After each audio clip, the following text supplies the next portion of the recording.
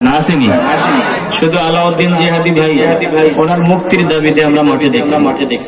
আমরা তখন বলেছি যে আলাউদ্দিন জিহাদিকে গ্রেফতার করা উচিত হয় নাই। আমরা বলেছি, জানি যে অজুহাত হাত কয়টা? হাত আমরা জানি দুইটা, হাত মূলত তিনটা। কয়টা? কথা বলে না, কয়টা? একটা হলো ডান হাত, আরেকটা বাম হাত, আরেকটা হলো অজুহাত। আরেকটা কি? অজুহাত। শেষ। লাঠি দেখে যারা জঙ্গি বলবে না, এগুলো ভুল কথা। আপনারা স্লোগান আওয়াজ দিতে পারেন যে লগি বৈঠা, যার যা আছে সব নিয়ে হাজির হও। এই স্লোগান আমরা শুনি নাই। কথা কয় না। আমরা প্রয়োজনে আমরা ইমান হেফাজতের জন্য যদি আমাদের প্রয়োজন হয়, লাঠি নিয়ে নামার যদি দরকার হয়, আমরা নামবো। কথা কন ঠিক কিনা?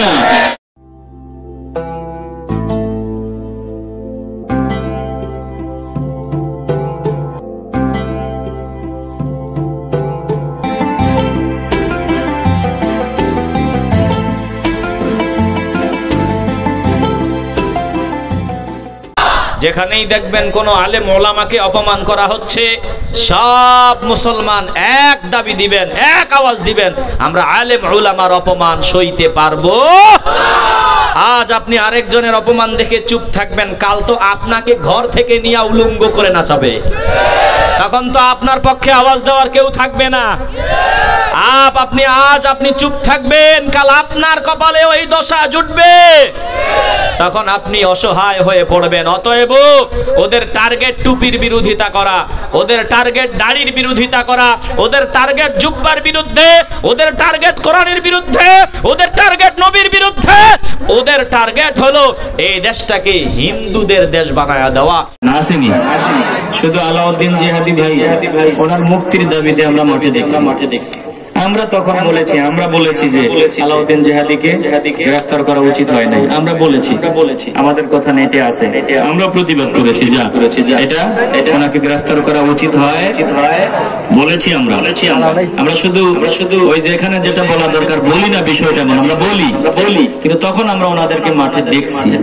প্রিয় ভাইরা, এছাড়া যে কোনো প্রয়োজনে, যে কোনো ইস্যুতে জোরালো কোনো আন্দোলন আমরা দেখতে পাই না। এটা আমাদের জন্য দুঃখজনক, এটা আমাদের জন্য আফসোসের বিষয়। আমরা একটা জিনিসই বুঝতে পারি, ওই যে আমরা জানি যে অজুহাত হাত কয়টা? হাত আমরা জানি দুইটা, হাত মূলত তিনটা। কয়টা? কথা বলে না, কয়টা? একটা হলো ডান হাত, আরেকটা বাম হাত, আরেকটা হলো অজুহাত। আরেকটা কি? অজুহাত। আমরা দেখতেছি যে কোনো ইস্যুতে শুধু অজুহাত। এই কারণে নামি না, ওই কারণে নামি না, এই কারণে কই না, ওই কারণে কই না। সারা জীবনে অজুহাত দেখাইয়া হকপন্থী মানুষগুলারে আপনারা ধরে রাখতে পারবেন না। কথা বলেন না কেন? ওরা বলবে শুধু আপনার কাছ থেকে অজুহাতে দেখি। আপনাকে তো ওই দরকারি কিছু দেখি। প্রিয় ভাইরা, বাংলাদেশে কিন্তু আলেম দুই প্রকার। কয় প্রকার? আরে কথা বলেন না কেন? আলেম কয় প্রকার? এক প্রকার হলো সরকারি আলেম, আরেক প্রকার হলো দরকারি আলেম। কথা বলেন না কেন? এক দল হলো সরকারি আলেম, আরেক দল হলো দরকারি আলেম। আর মুসল্লিদের মধ্যে দুই দল মুসল্লি, এক দল হলো সরকারি মুসল্লি, আরেক দল হলো দরকারি মুসল্লি। কথা বলেন, আমরা সরকারি হব না দরকারি হব? আমি সরকারও বুঝি না, বিরোধী দলও বুঝি না, আমার আব্বাও বুঝি না, আমার দাদাও বুঝি না, আমার পীরও বুঝি না। যদি দেখি আমার পীরের দ্বারা, আমার আব্বার দ্বারা, আমার নিজের দলের নেতার দ্বারা কোরআন সুন্নাহর বিরুদ্ধে কোনো কথা কাজ প্রকাশ হয়েছে, আমি দায়িত্বহীন ভাষায় আওয়াজ দিব, আমি আমার এই পীরের কথা মানি না, আমি আমার এই বাবার কথা মানি না, আমি আমার এই নেতার কথা মানি না। যতক্ষণ পর্যন্ত আমার এই কথা আপনারা এক হতে না পারবেন, একজনই ইমানদার হতে পারবেন। এজন্য সরকারি আছে, দরকারি আছে। সরকারি না দরকারি হবে? আসতে বলবেন না, জোরে বলেন। আল্লাহ আমাদেরকে কবুল করেন। একটু জোরে বলতে হবে আমিন। এগুলো মনে রাখেন, এগুলো খেয়াল রাখেন। আমার ভাইদেরকে বলবো, ভাইজান আপনাদের ভালোবাসি, দিলে ভালোবাসা আছে, আপনারা আমাদেরই তো লোক। আমরা বলবো এখন আমরা কি বলবো? দিন ইসলামের স্বার্থে সবাই এখন কাদা ছোড়াছুড়ি বন্ধ করেন। যখন বেঈমানরা ধরবে, আফগানিস্তানে দেখেন না, টুপি দেখলেই মারে, দাড়ি দেখলেই মারে, আর পাঞ্জাবি দেখলেই মারে। আপনারা দেখেন না, বেঈমানদের টার্গেট তো টুপি, দাড়ি, পাঞ্জাবির বিরুদ্ধে। বেঈমানদের টার্গেট তো নবীর বিরোধিতা। বেঈমানদের টার্গেট তো কোরআন দুনিয়া থেকে বিদায় করে দেওয়া। আপনারা আমরা সবাই তো এক। আসুন আমরা সবাই কাঁধে কাঁধ মিলায়া দিন ইসলাম রক্ষার স্বার্থে সবাই ঐক্যবদ্ধ আন্দোলন গড়ে তুলি। বিশ্বাস করেন ভাই, বিশ্বাস করেন ভাই, ইসলাম অর্থ শান্তি। শান্তি আমরে এটা শিখাইয়া দিয়া, ঘুম পড়াইয়া দিয়া বিমান লয়ে যেতে।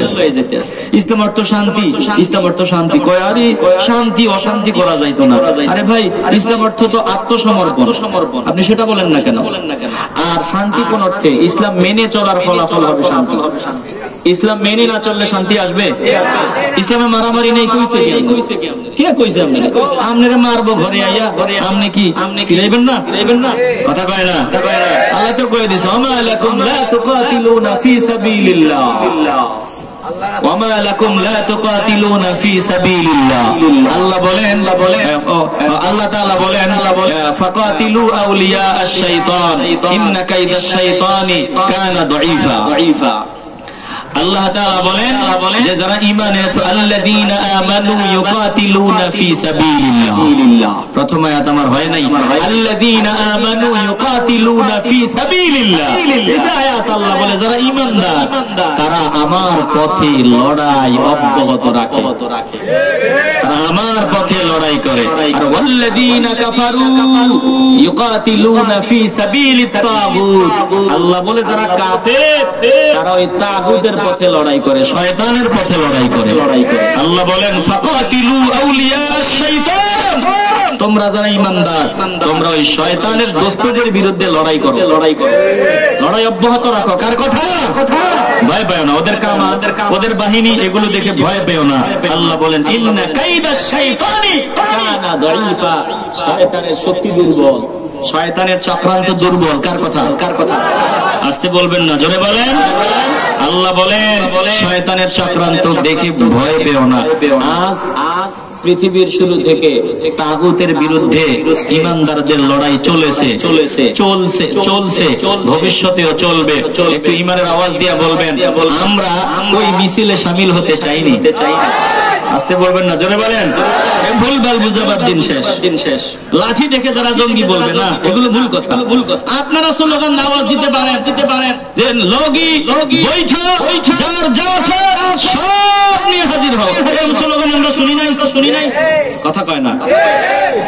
আমরা প্রয়োজনে আমরা ঈমান হেফাজতের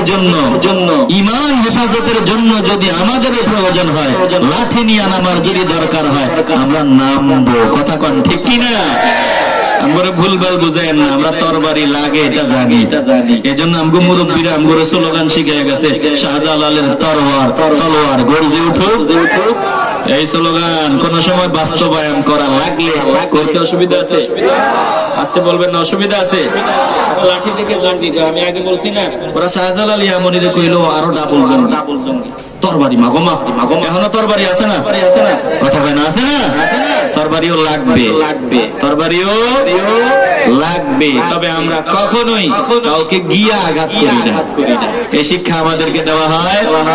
মুসলমানরা কখনোই আগে আঘাত করবে, কথা বলেন না, পিছন দিক দিয়ে আঘাত করবে, আগে আঘাত করবে। আঘাত যখন করতে আসবে তখন মুসলমানরা আঘাত প্রতিহত করার জন্য প্রয়োজনে লাঠি নিবে, প্রয়োজনে উপরেরটা নেওয়া লাগলে ওটাও নিবে। আশা করি আপনার যদি বিবেক থাকে আপনি এই কথাগুলো বাজে কোনো দৃষ্টিকোণ থেকে দেখবেন না, আপনিও বলবেন কথা রাইট। কথা বলেন না কেন? আল্লাহ আমাদেরকে বুঝ দান করেন। জোরে বলেন আমিন। অজুহাত বাদ দিয়া আমরা ঈমান রক্ষার জন্য সবাই এক হতে পারি, আল্লাহ কবুল করেন। এ ভাই দেশ আসতে বলবেন না, বাঁচাও ঈমান, বাঁচাও দেশ। আরো জোরে বলতে হবে, বাঁচাও ঈমান, বাঁচাও দেশ। আপনারা কি মনে করেন স্লোগান দিয়ে আমরা পার পেয়ে যাবো? যিনি এই স্লোগান শিখিয়ে গেছেন তিনি রক্ত ঝরান নাই? যিনি এই স্লোগান শিখিয়ে গেছেন তিনি কি ক্ষমতার রক্ত চক্ষুকে ভয় পাইতেন? এখনো ওনার সাহেবজাদা যারা আছে ওনারা রক্ত চক্ষুকে ভয় করে না। প্রিয় ভাইয়েরা, এভাবে আমি বলবো সারা বাংলাদেশের যত হাক্কানি পীর মাশায়েখ আছেন এই স্লোগানটা সবাই দিতে হবে, বাঁচাও ঈমান বাঁচাও দেশ।